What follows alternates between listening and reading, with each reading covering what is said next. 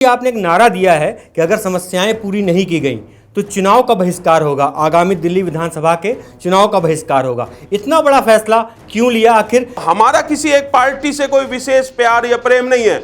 हमारी मुद्दों की लड़ाई है, हमारी मुद्दों का समाधान चाहिए हमें विधानसभा के चुनाव से पहले। अब की बार एक भी व्यक्ति दिल्ली के 360 गांव के 36 बिरादरी के लोग बहकने वाले नहीं है। उन्होंने सर्वसम्मति से फैसले पास किए हैं कि आगामी विधानसभा के चुनाव से पहले हमें अपनी समस्याओं का समाधान चाहिए। हमने कहा है कि हमारी समस्याओं का समाधान नहीं तो चुनाव का बहिष्कार, और इसको लेकर दिल्ली के सभी 360 गांव के लोग, 36 बिरादरी के लोग तैयार हैं। वो गांव जिनकी जमीनों पर डेवलपमेंट हुआ वो आज बद से बदतर हालात में हो चुके।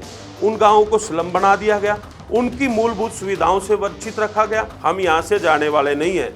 हमने पहले भी कहा है कि ये पार्टी और सरकारें हमसे हैं, हम इनसे नहीं हैं। हम इनको खदेड़ना जानते हैं। यहाँ से अगर जरूरत पड़ी तो उस तरह के भी फैसले आने वाले दिनों में लिए जाएंगे। नमस्कार, मैं हूं आशुतोष त्रिपाठी और पंजाब केसरी नवोदय टाइम्स में आपका स्वागत है। इस समय देश की राजधानी दिल्ली में एक यात्रा निकाली जा रही है। पालम 360 खाप की तरफ से यह यात्रा निकाली जा रही है और इसका नाम दिया गया है गांव देहात बचाओ यात्रा। इसे निकाल रहे हैं खाप के प्रधान चौधरी सुरेंद्र सोलंकी जी।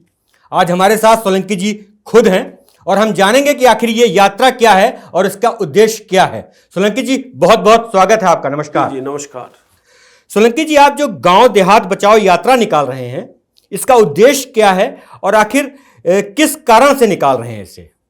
देखिए, दिल्ली के जो गांव हैं जिनकी ज़मीनों पे दिल्ली बसी, उनके हालात बद से बदतर हो गए और लगातार पिछले एक साल से हम इसको लेकर आंदोलन कर रहे हैं, लेकिन हमारी समस्याओं का समाधान नहीं हो पाया। तो हमने गांव देहात बचाओ यात्रा की शुरुआत की और लगभग 100 से ज़्यादा गांव अब तक कवर कर चुके हैं। तो यही हमारा उद्देश्य है कि दिल्ली के गाँव को बचाया जाए, दिल्ली के गाँव को उजड़ने से बचाया जाए, दिल्ली के गाँव में जो है मूलभूत सुविधाएं मिले, यही इसका उद्देश्य है। चौधरी जी, चूंकि गांव की समस्याओं की बात कर रहे हैं आप, तो क्या लगता है कि ऐसी कौन सी समस्याएं हैं जिनको लेकर आपने इतना बड़ा फैसला किया और सभी गांव को आप देख रहे हैं, उनमें दौरा कर रहे हैं? तो कौन सी मुख्य समस्याएं हैं उसे जरा बताएं। देखिए, दिल्ली की समस्याएं तो गाँव में बहुत अंबार है। अगर मैं हर बार इस बात को कहता हूँ, गाँव में जाएंगे तो सैकड़ों समस्याएं हर गांव के अंदर हैं, लेकिन हमने जो कॉमन बड़ी समस्याएं जिनसे वर्षों से हम जूझ रहे हैं, उन समस्याओं को रखा है। चाहे लाल डोरा बढ़ाने की बात हो, चाहे सर्कल रेट बढ़ाने की बात हो, चाहे पिछले साल दिल्ली की मेयर और डिप्टी मेयर ने घोषणा की थी हाउस टैक्स की माफ़ी की, उसके नोटिफिकेशन आज तक नहीं आए, उसकी बात हो, चाहे मास्टर प्लान 2041 लाने की बात हो, चाहे हमारी जो गरीब भूमिहीन किसान भाई हैं उनको 74/20 सूत्री के तहत मालिकाना देने की बात हो, और चाहे जो किसानों के हितों को ध्यान में रखते हुए लैंड पूलिंग जीडीए पॉलिसी लाने की बात हो। ऐसे तमाम हमारे सभी मुद्दे हैं। और एक सबसे प्रमुख मुद्दा है कि हमारे जो गांव वाले हैं जिनकी ज़मीनों पे दिल्ली बसी, गांव को मालिकाना हक नहीं है। जिन मकानों में हम रहते हैं उसका मालिकाना हक हमें नहीं है, जबकि देश के हर राज्य में ये कानून लागू है कि वो अपनी पुश्तैनी संपत्ति को अपने वारिसों के नाम फ्री में चढ़वा सकते हैं, लेकिन दिल्ली में नहीं है। तो ऐसी परेशानियां हैं जिनसे दिल्ली के ग्रामीण काफ़ी वर्षों से जूझ रहे हैं। चौधरी जी, जिस तरीके से आपकी यात्रा निकल रही है और तमाम आपने बताई समस्याएं आप उठा रहे हैं, इसके साथ ही आपने एक नारा दिया है कि अगर समस्याएं पूरी नहीं की गई तो चुनाव का बहिष्कार होगा, आगामी दिल्ली विधानसभा के चुनाव का बहिष्कार होगा। इतना बड़ा फैसला क्यों लिया? आखिर चुनाव बहिष्कार जैसी स्थिति क्यों आ रही है? लगभग 77 साल हो गए देश को आज़ाद हुए, और जब से दिल्ली बनी है, दिल्ली के ग्रामीणों की ये समस्या तब से ही चली आ रही है। और समय समय पे आश्वासन दिए गए, सभी पार्टियों ने, सभी सरकारों ने आश्वासन दिए, लेकिन पिछले 1.5 साल से हम आंदोलन चला रहे हैं। हमने एक ही बात रखी थी कि आश्वासन नहीं, समाधान चाहिए।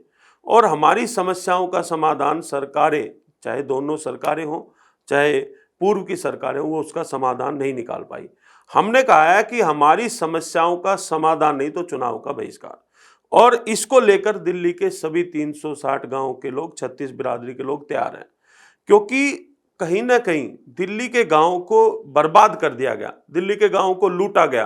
कौड़ियों के भाव जमीन ले ली, शहरीकरण के नाम पे पानी और सीवर की लाइन के अलावा कुछ नहीं दिया, उसके बदले सारी ग्राम सभा की जमीनें हड़प ली हमारी। और जो मूलभूत सुविधाएं थी, आप बताइए जिन गांवों की जमीनों पर कॉलोनी बसी, द्वारका, रोहिणी, उनके पास तो मालिकाना हक है। गांव वालों के पास आज तक मालिकाना हक नहीं है। कोई 1200 साल पुराना गांव है, कोई 1400 साल पुराना गांव है, तो मालिकाना हक नहीं है। जब हमारी ग्राम सभा की जमीनें ले ली, हमारी जो अपनी जमीनें थी वो कोड़ियों के भाव ले ली, तो हाउस टैक्स किस बात का दें हम, बताइए आप। ऐसी प्रमुख समस्याएं जो वर्षों से चली आ रही हैं, और कहीं ना कहीं अब हमें लगने लगा कि सरकारों की मंशा नहीं है। तो जब हम 77 साल से वोट डालते आ रहे हैं, तो हमने सोचा कि भाई अगर समस्याओं का समाधान नहीं होगा तो अब की बार वोट ना डाल के भी देखेंगे।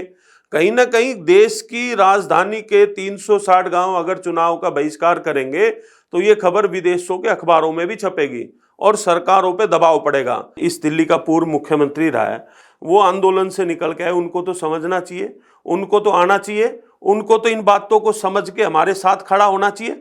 वो भी इस बात का संज्ञान नहीं ले रहे। और आज तक दुर्भाग्य की बात यह है कि पिछले 13 अक्टूबर को हमने घोषणा की थी कि दिल्ली के 360 गांव में गांव देहात बचाओ यात्रा जाएगी, और विधानसभा के चुनाव से पहले हमारी समस्याओं का समाधान नहीं हुआ तो हम चुनाव का बहिष्कार करेंगे। जो हमारी समस्याओं का समाधान करेगा, जो हमारे साथ खड़ा रहेगा, हम उसका स्वागत करेंगे, चाहे कोई भी पार्टी, और जो नहीं करेगा तो उसका विरोध करेंगे। चौधरी जी, चूंकि दिल्ली कहीं ना कहीं केंद्र शासित प्रदेश है, तो दिल्ली सरकार से संबंधित जो मांगे हैं वो तो दिल्ली सरकार देखेगी, लेकिन इसमें पूरा केंद्र सरकार का भी बड़ा हिस्सा आता है। दिल्ली उस पर चलती है केंद्र शासित प्रदेश होने के नाते।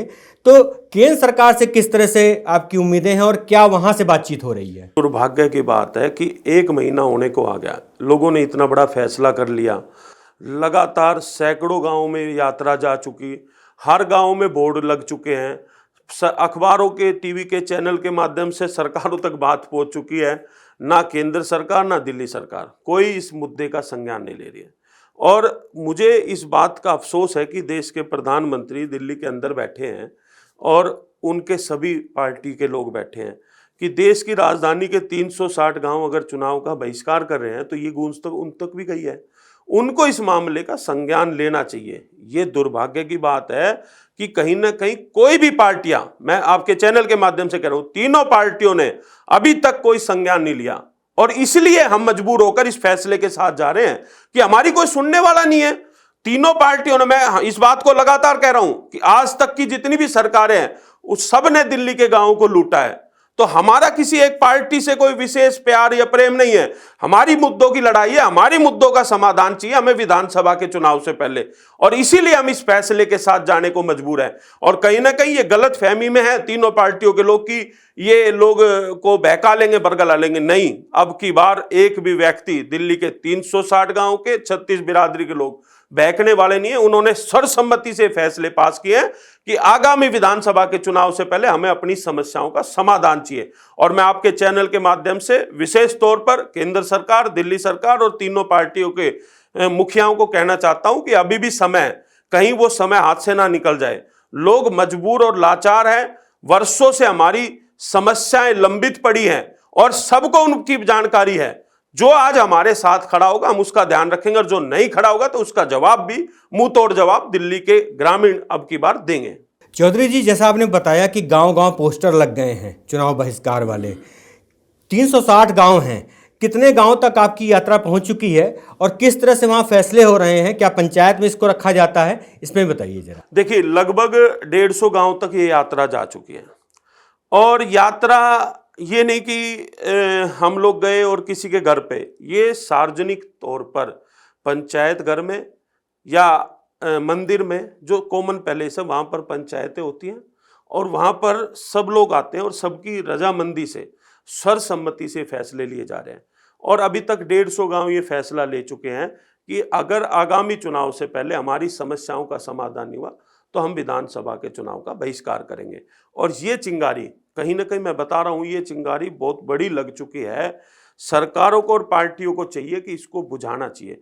यहाँ राजनीति का सवाल नहीं है कि राजनीति तो हमने साफ तौर पे कहा है, पंचायती तौर पे कहा है कि जो हमारी समस्याओं का समाधान करेगा हम उसका स्वागत करेंगे।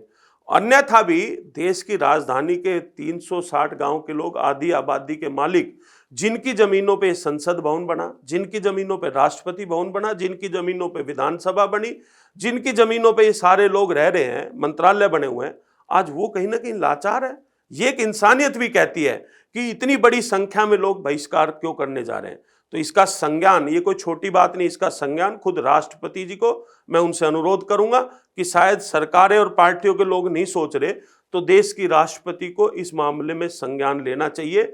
और ये कहीं ना कहीं दिल्ली के वो गांव हैं जिन्होंने हमेशा दिल्ली को सुरक्षित रखा, चाहे मुगलों के खिलाफ लड़ाई लड़ी हो, चाहे अंग्रेजों के खिलाफ लड़ाई लड़ी हो, चाहे दिल्ली के डेवलपमेंट की बात हो। अगर डेवलपमेंट की बात आती है तो देश की राजधानी दिल्ली इसीलिए नहीं बनाई गई, वहां पर काफी डेवलपमेंट हुआ तभी तो बनाया।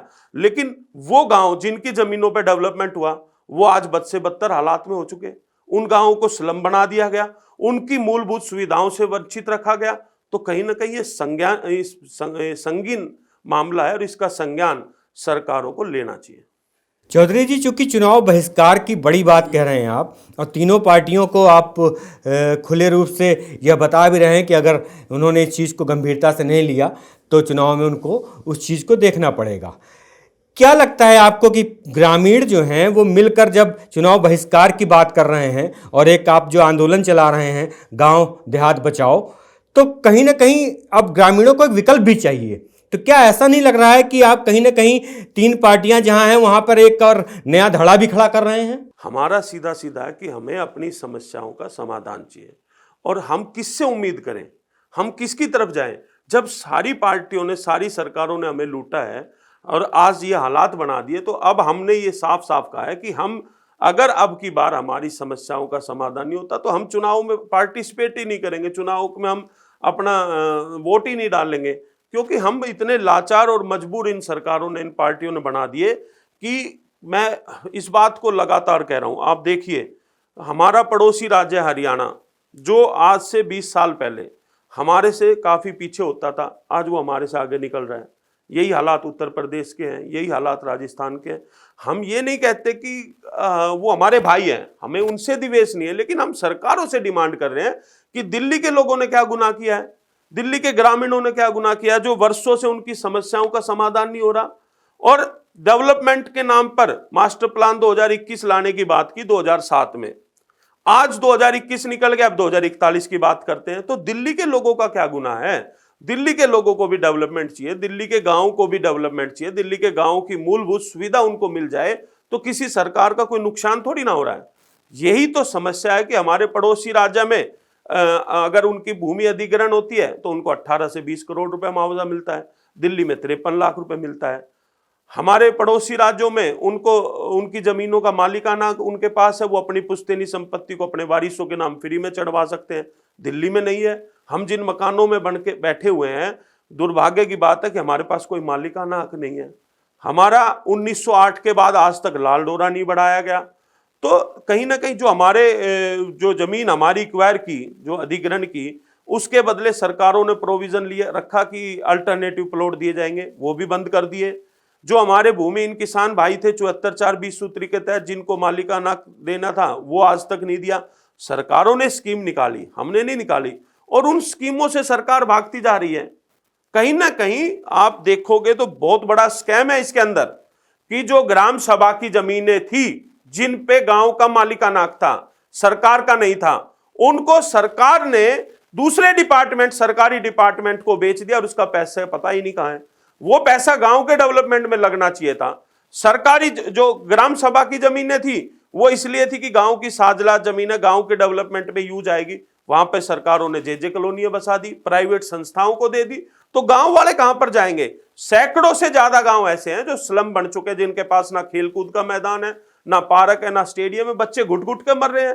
कहीं ना कहीं बर्बाद तो हमें कर दिया। अब सरकार सोच रही है कि ये यहां से छोड़ के चले जाएं। हम यहां से जाने वाले नहीं है। हमने पहले भी कहा है कि ये पार्टी और सरकारें हमसे हैं, हम इनसे नहीं है। हम इनको खदेड़ना जानते हैं। यहां से अगर जरूरत पड़ी तो उस तरह के भी फैसले आने वाले दिनों में लिए जाएंगे। समस्याएं बहुत हैं गांव देहात की, जैसा कि आपने बताया। बड़ा फैसला भी लिया है आपने, समाधान नहीं तो चुनाव बहिष्कार। हम उम्मीद करते हैं कि सरकारें इस तरफ ध्यान देंगी और राजनीतिक दल भी इस पर गंभीरता से सोचेंगे। आपने हमसे बातचीत की, इसके लिए बहुत बहुत धन्यवाद। नमस्कार। जी धन्यवाद, आपका भी बहुत बहुत धन्यवाद।